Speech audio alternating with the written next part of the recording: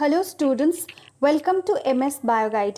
আজকে আমরা পড়ব একটা নতুন ফাইলাম, যে ফাইলামটা হচ্ছে নিমাটোডা, যেটাকে অ্যাস্কি হেলমেন্থিসও বলা হয়, আবার নিমাট হেলমেন্থিসও বলা হয়। এই ফাইলামের জেনারেল ক্যারেক্টার্স আমরা আজকে পড়ব। এই ফাইলামের যে সমস্ত ইম্পর্টেন্ট যে ক্যারেক্টার্সগুলো রয়েছে, যেগুলো আমাদের এক্সামিনেশনের জন্য খুবই ইম্পর্টেন্ট, তো সেই ক্যারেক্টার্সগুলো আমরা জেনে নেব। তো প্রথমেই জেনে নেব যে এই নিমাট হেলমেন্থিস এই কথাটার অর্থ কী। তো নিমাট কথাটার অর্থ হচ্ছে কি থ্রেড বা সুতো। সুতো যেমন হয়, থ্রেড যেমন সুতো হয়, থ্রেড। আর হেলমিন কথাটার অর্থ আমরা জানি যে ওয়ার্ম। তাহলে সুতোর মতো যে ওয়ার্ম, সেটাই হচ্ছে নিমাট হেলমেন্থিস। আর অ্যাস্ক হেলমেন্থিস কথাটার অর্থ হচ্ছে অ্যাস্ক হেলমেন্থিস এসেছে গ্রিক ওয়ার্ড থেকে, দুটোর গ্রিক ওয়ার্ড থেকে এসেছে, যে অ্যাস্কোস থেকে এসেছে এবং হেলমিন থেকে এসেছে। অ্যাস্কোস কথাটার অর্থ হচ্ছে কি যে ক্যাভিটি।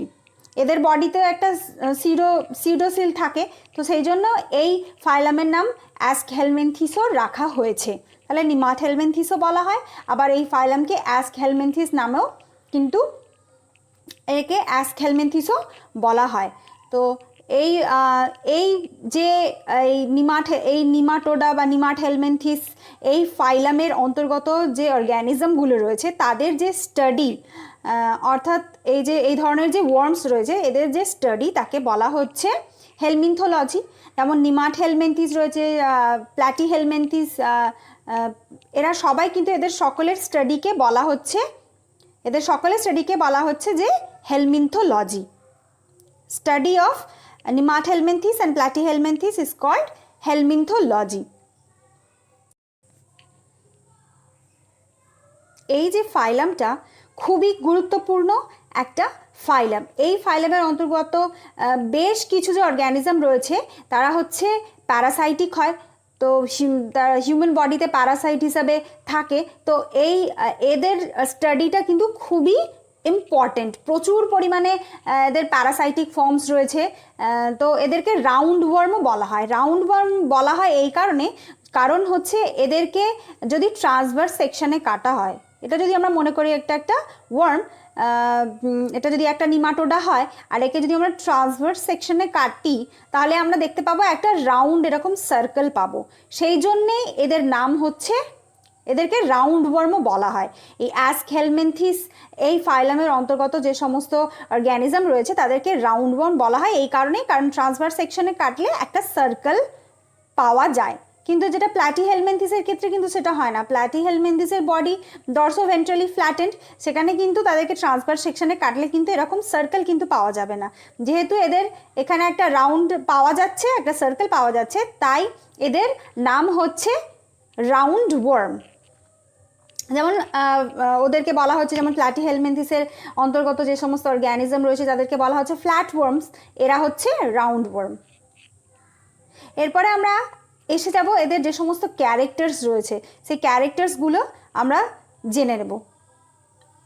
এদের যে জেনারেল ক্যারেক্টার্স রয়েছে, এখানে আমরা দেখতে পাচ্ছি যে রাউন্ড ওয়ার্ম যারা রয়েছে, রাউন্ড ওয়ার্মের মধ্যে সবার আগে যার নামটা আসে সেটা হচ্ছে কি অ্যাসকারিস। অ্যাসকারিসের নাম সবার আগে এখানে আসে। এখানে আমরা দেখতে পাচ্ছি, এখানে একটা ছবি আছে, এখানে একটা অ্যাসকারিসের ছবি আছে। অ্যাসকারিসের মেল ফিমেল এখানে আমরা আলাদা দেখতে পাচ্ছি। এরা, যেমন আমরা প্ল্যাটি হেলমেন্থিসের ক্ষেত্রে কি দেখেছি, যে তারা মোনোসিয়াস ছিল, অর্থাৎ তাদের ক্ষেত্রে সেক্সেস আর নট সেপারেট, তারা হার্মাফ্রোডাইট ছিল। কিন্তু এখানে আমরা দেখতে পাচ্ছি যে এদের হচ্ছে সেক্সেস সেপারেট, অর্থাৎ দুটো ডিফারেন্ট বডিতে মেল রিপ্রোডাক্টিভ সিস্টেম থাকতে ফিমেল রিপ্রোডাক্টিভ সিস্টেম থাকছে, অর্থাৎ দুটো ডিফারেন্ট বডিতে হচ্ছে এদের মেল গ্যামেট এবং ফিমেল গ্যামেট থাকছে, এবং এদের সেক্সুয়াল ডাইমরফিজমও কিন্তু থাকছে। শুধুমাত্র যে দুটো ডিফারেন্ট এরা ডায়াসিয়াস তা নয়, কিন্তু এদের সেক্সুয়াল ডাইমরফিজমও থাকছে। সেক্সুয়াল ডাইমরফিজম কথার অর্থ কি, যে মেল যে অর্গ্যানিজমটা রয়েছে তার যে মরফোলজিক্যাল যে সমস্ত ক্যারেক্টার্স, মানে বাইরে থেকে তাকে যেমন দেখতে, ঠিক সেটা হচ্ছে তার থেকে ডিফারেন্ট দেখতে হচ্ছে ফিমেল যে অর্গ্যানিজমটা রয়েছে তার যে মরফোলজিক্যাল ক্যারেক্টার্স অর্থাৎ বাইরে থেকে তার যে ফিচার্সগুলো রয়েছে সেটা আলাদা, এটাকেই বলা হচ্ছে সেক্সুয়াল ডাইমরফিজম।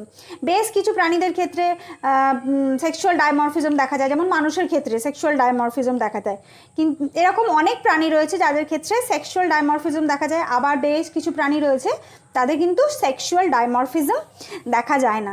এই ক্লাসটা খুবই এই ফাইলামটা ক্লাস না, এই ফাইলামটা খুবই গুরুত্বপূর্ণ এই কারণ এতে প্রচুর প্যারাসাইটিক ফর্মস রয়েছে। এবার মানুষের ক্ষেত্রে বিভিন্ন ধরনের মারাত্মক রোগ এরা সৃষ্টি করে থাকে, আর এরা হচ্ছে প্রচুর মানে এদের very hard to get rid of, এদের থেকে মানে মুক্তি পাওয়া কিন্তু খুবই মুশকিল। যে সমস্ত ডেভেলপিং কান্ট্রি রয়েছে সেসব ডেভেলপিং কান্ট্রি যেমন হচ্ছে ইন্ডিয়া, পাকিস্তান, বাংলাদেশ, সেসব জায়গায় কিন্তু এই ওয়ার্মের প্রকোপ কিন্তু ভীষণভাবে লক্ষ্য করা যায়। এবার আমরা চলে আসবো এদের যে ক্যারেক্টার্সগুলো রয়েছে সেই ক্যারেক্টার্সগুলো জেনে নেব। তো প্রথমেই এসে যাব আমরা এদের হ্যাবিট্যাটে। এখানে একটা টাইপিং মিস্টেক হয়ে গেছে, এটা হ্যাবিট্যাট হবে, এটা হবে হ্যাবি, এখানে একটা আই হবে। হ্যাবিট্যাট কথা অর্থ হচ্ছে যে এদের কোথায় এরা বাস করে। তো এদের বেশ কিছু এদের জেনাস প্রচুর রয়েছে, এদের বেশ কিছু অর্গ্যানিজম অ্যাকোয়াটিক রয়েছে অর্থাৎ জলে বসবাস করে, টেরিস্ট্রিয়াল অর্থাৎ ডাঙায় বসবাস করে, প্রচুর সয়েল নিমাটোড রয়েছে, প্রচুর পরিমাণে নিমাটোড পাওয়া যায় মাটিতে, আর রয়েছে প্যারাসাইটিক ফর্ম। তো প্যারাসাইটিক ফর্মসগুলোই হচ্ছে আমাদের কাছে বিশেষভাবে গুরুত্বপূর্ণ। এদের উদাহরণ জানা হচ্ছে প্যারাসাইটিক ফর্মসগুলোর উদাহরণ জানাটাই হচ্ছে আমাদের কাছে বিশেষভাবে গুরুত্বপূর্ণ, এবং প্যারাসাইটিক ফর্মসগুলোর নামগুলো মনে রাখাও হচ্ছে কিন্তু খুব গুরুত্বপূর্ণ এই ফাইলামের ক্ষেত্রে। তো এটা হচ্ছে তাহলে আমরা কি জানলাম যে অ্যাকোয়াটিক রয়েছে, টেরেস্ট্রিয়াল রয়েছে, আবার প্যারাসাইটিক ফর্মসও রয়েছে। প্যারাসাইটিক ফর্ম যেমন আমরা জানি যে অ্যাসকারিস রয়েছে, লোয়া রয়েছে, তারপরে আর রয়েছে উচেরিয়া ব্যাংক অফ টি যেটা। তো প্যারাসাইটিক ফর্মসও কিন্তু প্রচুর আছে, এবং বিভিন্ন প্রাণীর শরীরে এরা প্যারাসাইট হিসাবে অর্থাৎ পরজীবী হিসাবে এরা বসবাস করে। এরপরে এসে যাবো যে এদের বডি কীরকম, এদের শরীরটা কীরকম। এদের বডি হচ্ছে ইলংগেটেড অর্থাৎ লম্বাটে, এদের শরীরটা হচ্ছে লম্বাটে, সিলিন্ড্রিক্যাল মানে লম্বাটে, ওই বেলনাকার যেটাকে বলা হয় লম্বাটে শরীর। আর এদের শরীর হচ্ছে আনসেগমেন্টেড, ওয়ার্ম লাইক। আমরা আগের যে ফাইলামটা পড়েছি, যেটা হচ্ছে এর আগের যে ফাইলামটা, সেটা হচ্ছে প্ল্যাটিহেলমিনথিস। তো প্ল্যাটিহেলমিনথিসের ক্ষেত্রে আমরা দেখেছি যে ফ্ল্যাটেন্ড বডি, কিন্তু সিস্টোডা যারা ছিল মানে ক্লাস সিস্টোডার আন্ডারে যারা ছিল, যেটা হচ্ছে ক্লাস সিস্টোডার আন্ডারে হচ্ছে যে টিনিয়াসোলিয়ামের ক্ষেত্রে আমরা কি দেখেছি, সিউডো সেগমেন্টেশন দেখেছি বডিতে, সেটা কিন্তু ট্রু সেগমেন্টেশন নয়। ট্রু সেগমেন্টেশন শুরু হচ্ছে কিন্তু অ্যানিলিডা থেকে শুরু হচ্ছে ট্রু সেগমেন্টেশন। তো সেটা আমরা টিনিয়াসোলিয়ামের ক্ষেত্রে দেখেছি যে সিউডো সেগমেন্টেশন অর্থাৎ ফলস সেগমেন্টেশন, অর্থাৎ সেগমেন্টেশনটা যে খণ্ডি ভবনটা সেটা হচ্ছে ফলস। এদের ক্ষেত্রেও তাই, এদের বডি হচ্ছে আনসেগমেন্টেড, অর্থাৎ এদের বডিতেও কিন্তু কোনো সেগমেন্টেশন থাকছে না, কোনো খণ্ডি ভবন এদের শরীরের মধ্যে থাকছে না। আনসেগমেন্টেড বডি, সিলিন্ড্রিক্যাল লম্বাটে, আর ওয়ার্ম লাইক। এরপরে এসে যাব আমরা এদের সিমেট্রি। তো সিমেট্রির ক্ষেত্রে আমরা শুরু থেকে যে লোয়ার ফাইলাগুলো দেখেছি, যেমন পরিফেরার ক্ষেত্রে কি দেখেছি যে সেখানে কোনো বডি হচ্ছে এসিমেট্রিক্যাল। তো বডি এসিমেট্রিক্যাল থেকে চলে যাচ্ছে রেডিয়াল সিমেট্রি থেকে চলে যাচ্ছে বাইরেডিয়াল সিমেট্রি, সেখান থেকে চলে যাচ্ছে বাইল্যাটারাল সিমেট্রি। তো এই সিমেট্রিরও ইভলিউশন হচ্ছে, লোয়ার থেকে হাইয়ার দিকেও সিমেট্রিটা চলে যাচ্ছে। যেমন আমাদের সিমেট্রি হচ্ছে বাইল্যাটারাল সিমেট্রি। তো এই নিমাট হেলমিনথিসদের ক্ষেত্রেও কিন্তু সিমেট্রিটা হচ্ছে বাইল্যাটারাল সিমেট্রি, অর্থাৎ সিমেট্রিরও কিন্তু ইভলিউশন হচ্ছে, বেটারমেন্ট হচ্ছে সিমেট্রির ক্ষেত্রে, কিন্তু কিছু যে ফর্মস রয়েছে, যেমন এদের থেকে যে হাইয়ার ফাইলা রয়েছে, যেমন হচ্ছে যারা হচ্ছে ইকাইনোডার্মস রয়েছে। তো ইকাইনোডার্মসের ক্ষেত্রে যে লার্ভাগুলো রয়েছে, সেই লার্ভাল দশাতে কিন্তু বাইল্যাটারাল সিমেট্রি দেখা যাচ্ছে, কিন্তু যখন সেটা অ্যাডাল্ট হয়ে যাচ্ছে তখন কিন্তু আর বাইল্যাটারাল সিমেট্রি থাকছে না, সিমেট্রির পরিবর্তন হয়ে রেডিয়াল সিমেট্রি চলে যাচ্ছে, অর্থাৎ সিমেট্রিরও একটা রেট্রোগ্রেসিভ চেঞ্জ হচ্ছে, অর্থাৎ হাইয়ার থেকে লোয়ারের দিকে চলে যাচ্ছে। তো কিন্তু সেটা সবসময় হচ্ছে না, সেটা এক্সেপশন, কিছু ক্ষেত্রে হচ্ছে, কিন্তু জেনারেলি কি হচ্ছে, সিমেট্রির একটা ইভলিউশন হচ্ছে, বেটারমেন্ট হচ্ছে লোয়ার ফাইলা থেকে হাইয়ার ফাইলার দিকে। তো এখানেও তাই হয়েছে, যে এখানে দেখা যাচ্ছে বায়োল্যাটারাল সিমেট্রি। আগের যে ফাইলাটা ছিল সেখানেও বায়োল্যাটারাল সিমেট্রি ছিল। যে বায়োল্যাটারাল সিমেট্রি কথার অর্থটা কি আমরা আবার জেনে নেব। যে বায়োল্যাটারাল সিমেট্রি হচ্ছে যে কোনো অর্গ্যানিজমকে যদি লঙ্গিচুডিনালি অর্থাৎ স্যাজিটাল সেকশনে যদি ভাগ করা হয় তাহলে আমরা রাইট অ্যান্ড লেফট দুটো ইকুয়াল পার্ট পাবো। তো সেটাই হচ্ছে বায়োল্যাটারাল সিমেট্রি।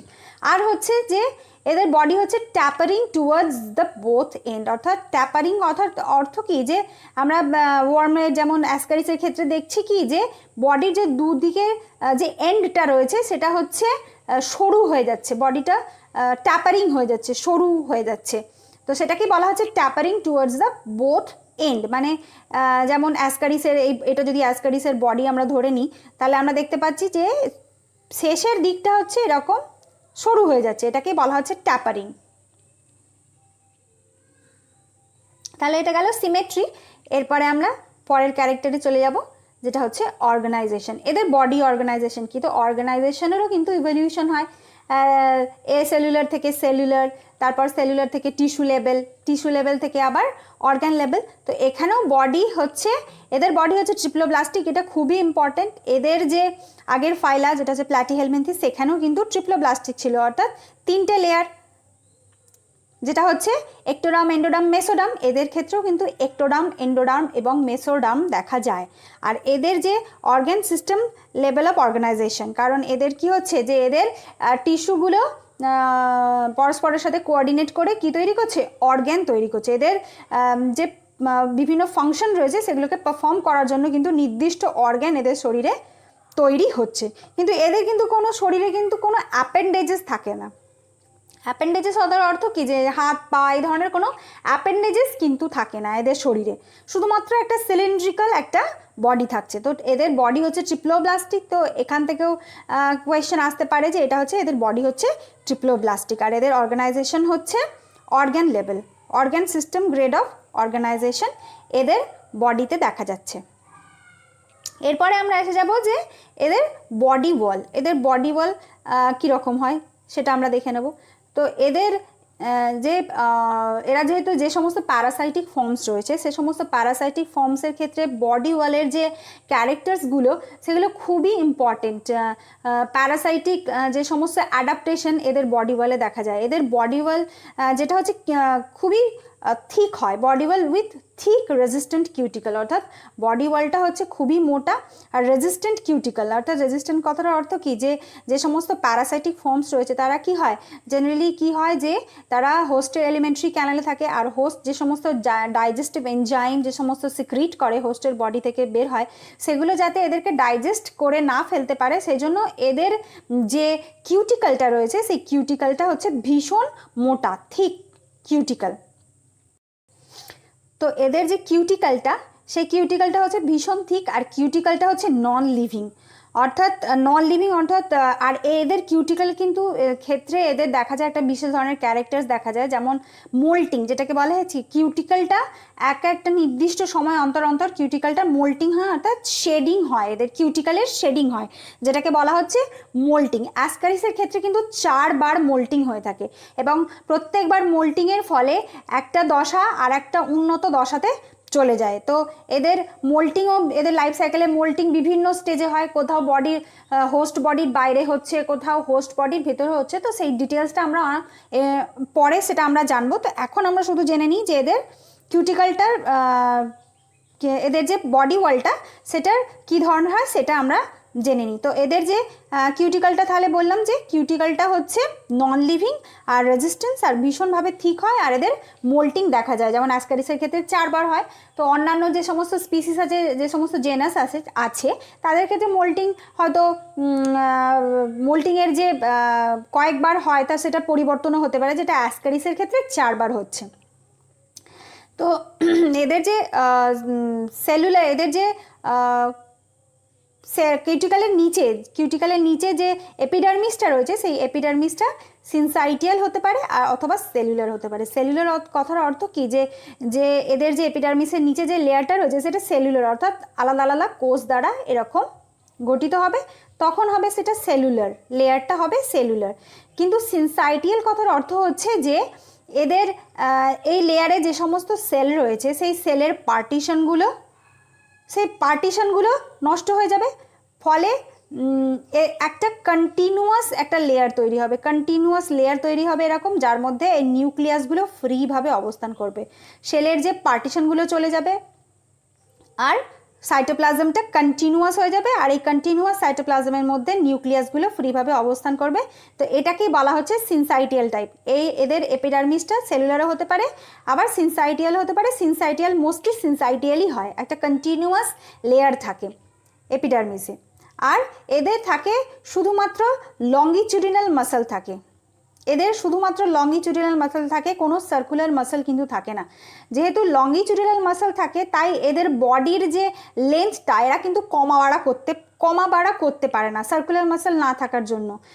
একটা ফিক্সড লেন্থ এদের বডিতে মেনটেন থাকে, যেহেতু এদের শুধুমাত্র লঙ্গিচুডিনাল মাসল থাকে। তাহলে শুধুমাত্র থাকছে লঙ্গিচুডিনাল মাসল, কোনো সার্কুলার মাসল কিন্তু এদের বডি ওয়ালে থাকছে না। এখানে আমরা দেখে নেবো একটা ডায়াগ্রাম আছে এদের বডি ওয়ালে, এটা হচ্ছে অ্যাসকারিসের বডি ওয়াল। এখানে আমরা দেখতে পাচ্ছি যে এটা হচ্ছে একটা সিনসাইটিয়াল লেয়ার। এখানে সিনসাইটিয়াল লেয়ার দেখতে পাচ্ছি যে একটা কন্টিনিউয়াস লেয়ার রয়েছে, আর এই কন্টিনিউয়াস লেয়ারের মধ্যে এটা হচ্ছে সিনসাইটিয়াল লেয়ার। এটা হচ্ছে কিউটিকল, কিউটিকলের নিচে এটা হচ্ছে কিউটিকল লেয়ার। এখানে আমরা দেখতে পাচ্ছি যে একটা থিক কিউটিকল লেয়ার, এটা পুরোটাই হচ্ছে কিউটিকল।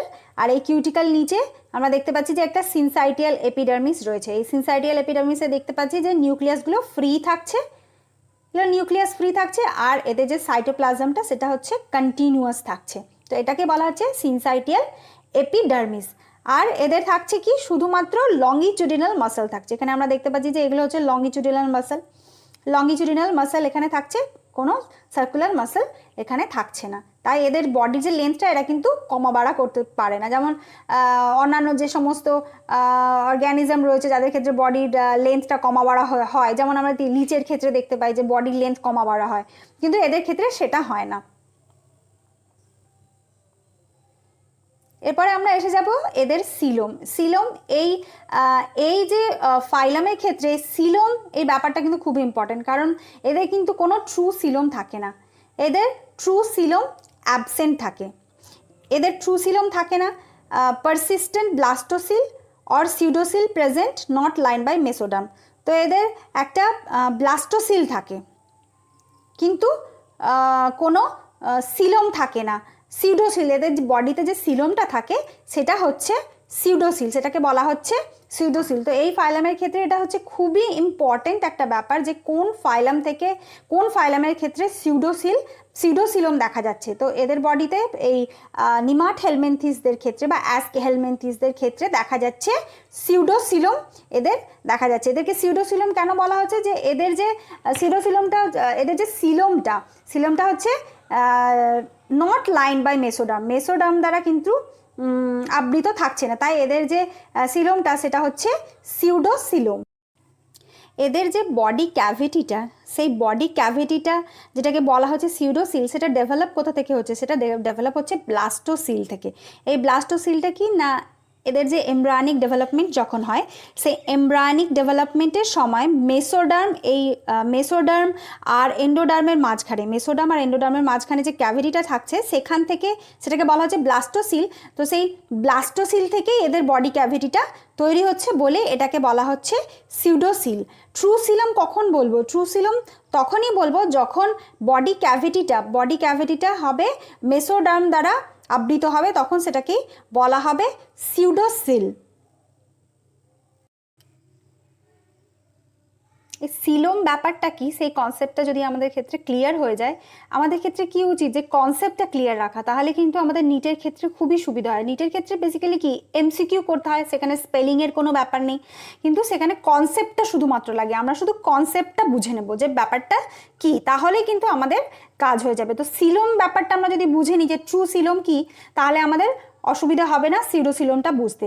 ট্রু সিলোম কখন হয়, যে আমরা এটা যদি ধরে নিই যে এটা হচ্ছে বডি ওয়াল আর এটা হচ্ছে গাট। তো এটা হচ্ছে এলিমেন্টারি যে ক্যানাল ডাইজেস্টিভ সিস্টেম তার হচ্ছে ওয়াল, আর এটা হচ্ছে বডি ওয়াল। তো মাঝখানে থাকছে একটা ক্যাভিটি।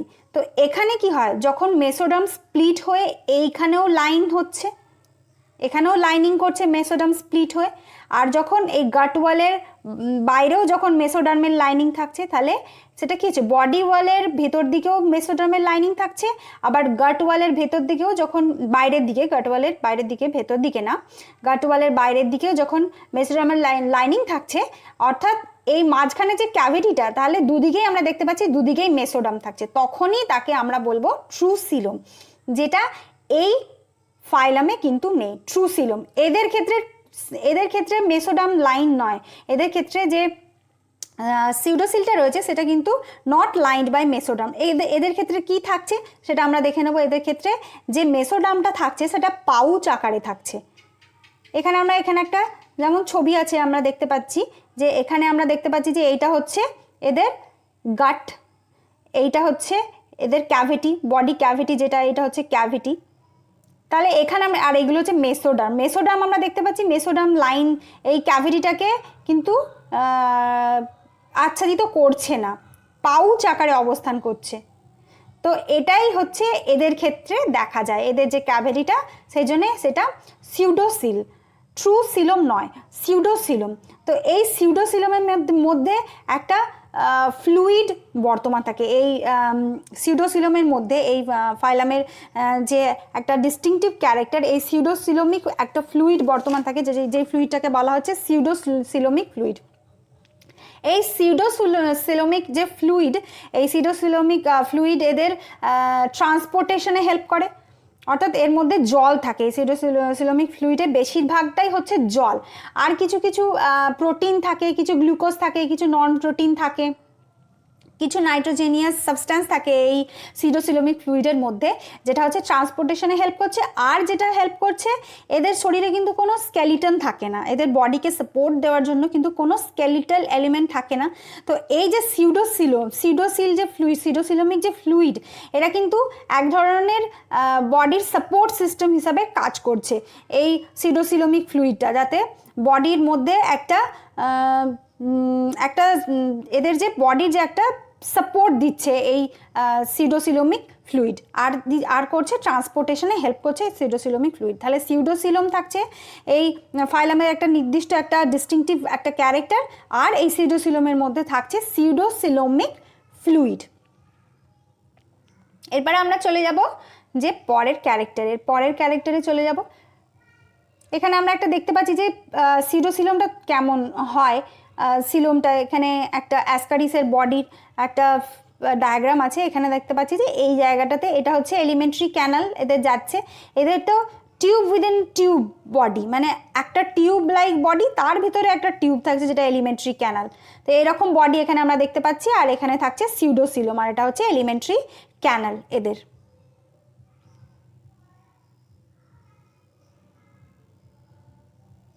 এদের ক্ষেত্রে কিন্তু কোনো সার্কুলেটরি সিস্টেম থাকছে না। তো এদের ট্রান্সপোর্টেশনে বললাম যে ট্রান্সপোর্টেশনে এদের হেল্প করছে সিউডোসিলোমিক ফ্লুইড, যেটা সিউডোসিলোমের মধ্যে বর্তমান থাকছে, সেটা ট্রান্সপোর্টেশনে হেল্প করছে। আর এদের কিন্তু কোনো রেসপিরেটরি সিস্টেম, কিন্তু কোনো নির্দিষ্ট কোনো রেসপিরেটরি সিস্টেম থাকছে না। এদের জেনারেল বডি সারফেসের মাধ্যমে এদের রেসপিরেশন চালায়। তো যে সমস্ত প্যারাসাইটিক ফর্মস রয়েছে তারা তো এনারোবিক কন্ডিশনে থাকে, তো সেখান থেকে তাদেরকে তো এনারোবিক কন্ডিশনে তাদের এনারোবিক রেসপিরেশন হয়। আর যে সমস্ত ফ্রি লিভিং ফর্মস রয়েছে তাদের ক্ষেত্রেও কিন্তু কোনো নির্দিষ্ট রেসপিরেটরি সিস্টেম কিন্তু থাকে না, তারাও হচ্ছে তাদের জেনারেল বডি সারফেসের মধ্যে দিয়ে রেসপিরেশন চালাচ্ছে। এরপরে আমরা এসে যাব এদের ডাইজেস্টিভ সিস্টেম। ডাইজেস্টিভ সিস্টেমটা হচ্ছে এদের ক্ষেত্রে কি খুবই ইম্পর্টেন্ট একটা ক্যারেক্টার হচ্ছে ডাইজেস্টিভ সিস্টেম থেকে। এখান থেকে কিন্তু এমসিকিউ আসে নিটের ক্ষেত্রে, কিন্তু ডাইজেস্টিভ সিস্টেম এদের কিন্তু খুবই ইম্পর্টেন্ট। কারণ আগের যে ফাইলামটা আমরা পড়েছি যেটা হচ্ছে প্ল্যাটিহেলমিনথিস, সেই প্ল্যাটিহেলমিনথিসে আমরা কি দেখেছি, তাদের যে এলিমেন্টারি ক্যানালটা সেটা একটা ব্লাইন্ড পাউচ লাইক।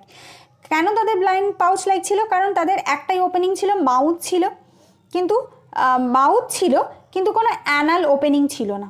মাউথ ছিল, অ্যানাল ওপেনিং ছিল না। তাহলে তাদের যে ডাইজেস্টিভ এলিমেন্টারি ক্যানালটা ছিল ব্লাইন্ড পাউচ লাইক ভেতর দিকে, তাদের ডাইজেস্টিভ ক্যানালটা ছিল কি ব্রাঞ্চড ছিল, এরকম দুদিকে দুটো এরকম ব্রাঞ্চ ছিল, আর ব্লাইন্ড পাউচ লাইক ছিল, অ্যানাস ছিল না। কিন্তু এখানে মনে রাখতে হবে এই ফাইলামের অর্গ্যানিজমদের ক্ষেত্রে কিন্তু অ্যানাস থাকছে, যেটা হচ্ছে খুবই ইম্পর্টেন্ট, হ্যাঁ ইম্পর্টেন্ট একটা ক্যারেক্টার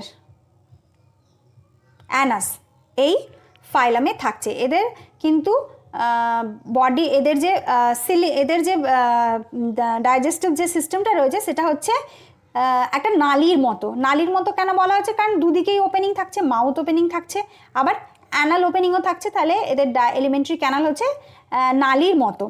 ডাইজেস্টিভ সিস্টেম কমপ্লিট, এদের কমপ্লিট ডাইজেস্টিভ সিস্টেম এই জন্যই হচ্ছে কারণ এদের মাউথ আর অ্যানাল ওপেনিং থাকছে, যেটা আগের ফাইলামে নেই, সেখানে শুধুমাত্র মাউথ ওপেনিং থাকছে, অ্যানাল ওপেনিং থাকছে না। এদের ডাইজেস্টিভ সিস্টেম কমপ্লিট, আর প্ল্যাটিহেলমিনথিসদের ক্ষেত্রে ডাইজেস্টিভ সিস্টেম ইনকমপ্লিট।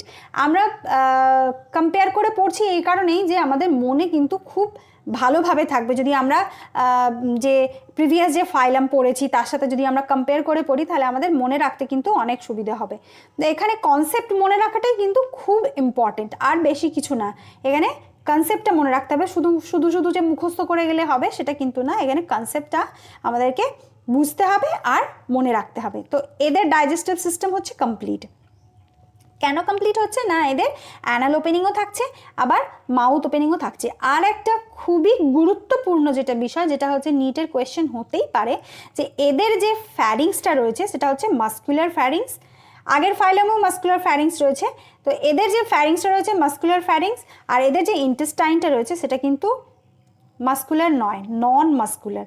ফ্যারিংস মাস্কুলার, কিন্তু ইন্টেস্টাইন মাস্কুলার নয়। যেমন আমাদের ক্ষেত্রে, মানুষের ক্ষেত্রে, হিউম্যান বিংসের ক্ষেত্রে কি হচ্ছে, ফ্যারিংসও মাস্কুলার থাকছে, আবার পুরো যে ইন্টেস্টাইনটা সেটাও কিন্তু মাস্কুলার, কিন্তু এদের ক্ষেত্রে শুধুমাত্র ফ্যারিংসটাই হচ্ছে মাস্কুলার। মাস্কুলার ফ্যারিংস হচ্ছে এদের একটা ডিস্টিংটিভ ক্যারেক্টার্স এই ফাইলামের। এখানে আমরা একটা ছবি দেখতে পাচ্ছি যে এদের যে মাউথটা রয়েছে, মাউথ হচ্ছে গার্ডেড বাই 3 লিপস। একটা ডরসাল লিপ থাকছে আর দুটো ভেন্ট্রাল, এরকম দুটো লিপ থাকছে। এই লিপ দ্বারা তাদের মাউথটা হচ্ছে গার্ডেড। এখানে আমরা দেখতে পাচ্ছি যে এখানে একটা মিড ডরসাল লিপ আছে, এইটা মিড ডরসাল লিপ, আর দুদিকে দুটো এরকম ভেন্ট্রাল লিপ আছে, আর মাঝখানে থাকছে এদের মাউথ। এটা হচ্ছে অ্যাসকারিসের ক্ষেত্রে দেখা যায়, অন্যান্য স্পিসিসের ক্ষেত্রে প্রায় এই ধরনেরই স্ট্রাকচার দেখা যায়। আর এদের অ্যানাল ওপেনিংও থাকছে, এখানে আমরা দেখতে পাচ্ছি যে এদের অ্যানাল ওপেনিংও আছে। এটা হচ্ছে এদের অ্যানাস, বডির একদম শেষ পার্টে, একদম টেলের ঠিক ওপরে থাকছে এদের অ্যানাস।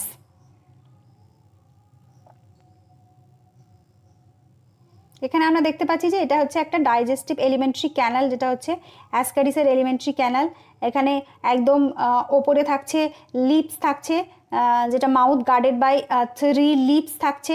তারপরে এখানে আমরা দেখতে পাচ্ছি যে এদের ফ্যারিংস, এটা হচ্ছে এদের ফ্যারিংস, মাস্কুলার একটা ফ্যারিংস থাকছে, এই জায়গাটা হচ্ছে ফ্যারিংস এদের। তারপরে এটা হচ্ছে বডি ওয়াল, নলাকার বডি ওয়াল এদের থাকছে। এখানে আমরা দেখতে পাচ্ছি যে বডি ওয়াল না, সরি, এটা হচ্ছে এলিমেন্টারি ক্যানাল, এটা হচ্ছে নালীর মতো এলিমেন্টারি ক্যানাল আমরা দেখতে পাচ্ছি। দেখলাম মাস্কুলার ফ্যারিংস, এটা হচ্ছে নলাকার এলিমেন্টারি ক্যানাল। আর এলিমেন্টারি ক্যানালের শেষে আছে রেকটাম, যেটা ওপেন হচ্ছে অ্যানাসের মধ্যে, যেটা অ্যানাসের মাধ্যমে যেটা বডির বাইরে যেটা উন্মুক্ত হচ্ছে এদের এলিমেন্টারি ক্যানাল। তো আজকে আমরা পড়লাম এদের ডাইজেস্টিভ সিস্টেম অবধি আমরা পড়লাম। তো বাকি যে সমস্ত ক্যারেক্টার্সগুলো বাকি রয়ে গেল সেগুলো আমরা হচ্ছে পার্ট 2-তে, এদের জেনারেল ক্যারেক্টার্স পার্ট 2-তে আমরা পড়ে নেব। তো আজকের মতো এই পর্যন্ত। আমার ভিডিও যদি তোমাদের ইনফরমেটিভ মনে হয়, যদি হেল্পফুল মনে হয়, তাহলে আমার চ্যানেলকে তোমরা সাবস্ক্রাইব করবে, আর সাবস্ক্রাইব বাটনের পাশে থাকা বেল আইকনটা প্রেস করবে, যাতে আমার ভিডিওর নোটিফিকেশান তোমাদের কাছে চলে যায়। আজকের মতো তাহলে এই পর্যন্ত। Thank you.